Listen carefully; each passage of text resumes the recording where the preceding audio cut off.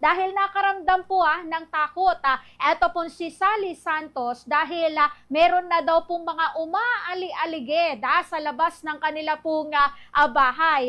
Na ngayon, natanong naman po mga kabombo na ito po si Senator Bato de la Rosa, ito po si Bryce Hernandez kung may kinalaman daw ba siya dito. Kasi kanina, with our first program sa part na ito pong mga aligasyon, mga kabombo, na ito pong si Hernandez, dito po kay Sally Santos, hindi din po nagtugma. Sabi nga po na ito pong si Santos, walang katotohanan, no? Mali na naman daw ito pong akusasyon na ito pong si Bryce Hernandez. So ngayon, dahil po sa takot, dahil nangangamba na rin po ngayon, ito pong si Sally Santos, dahil po sa mga ganyan po kaganapan, ayon naman po kay Hernandez, wala daw po siyang kinalaman dito po sa mga umaali-aligid, at wala din daw po siyang nautusan na mga tao para pumanmanan. Ito po si Sally Santos.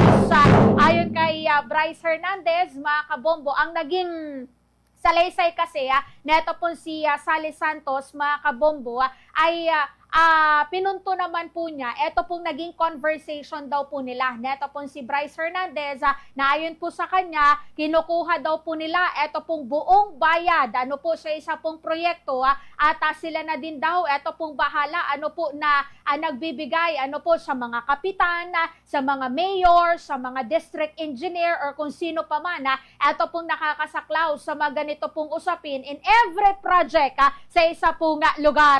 Narito pakinggan at panoorin po ninyo, mga kabombo. Ito po bahagi po ng pahayag ni Senator Bato de la Rosa with Sally Santos. Tanungin ko lang ito si Ms. Santos.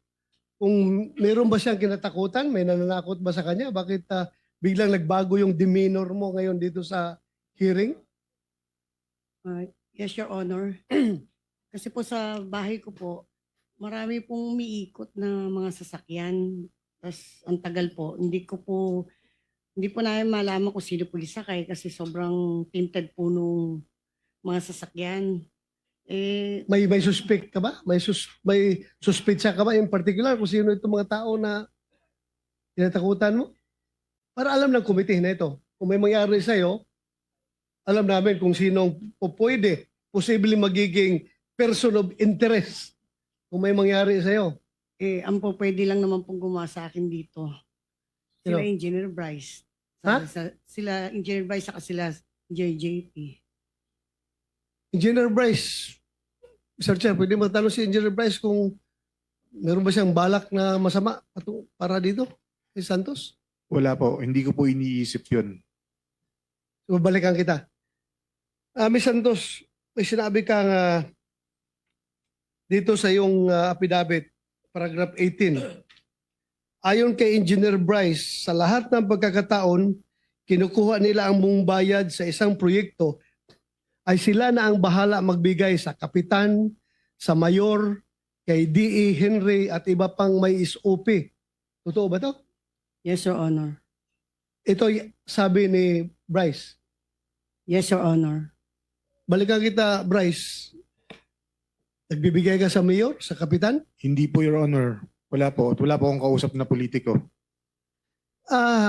Kasi last hearing, sinabi mo na yung pera na kinuha niya sa land bank, hinahatid niya sa iyo, iniiwan mo lang sa opisina mo at kinukuha na ni D. Alcantara.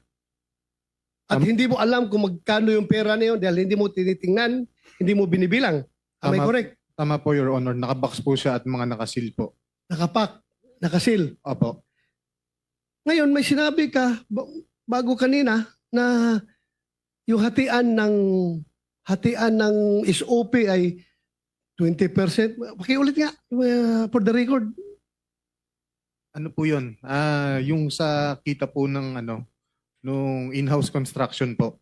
Yun po yung sinasabi ko na 40% po kay DE, 20% po sa akin, 20% po kay Engineer Mendoza at dun sa isa po namin kasama. Tanungin ko lang ito si Ms. Santos.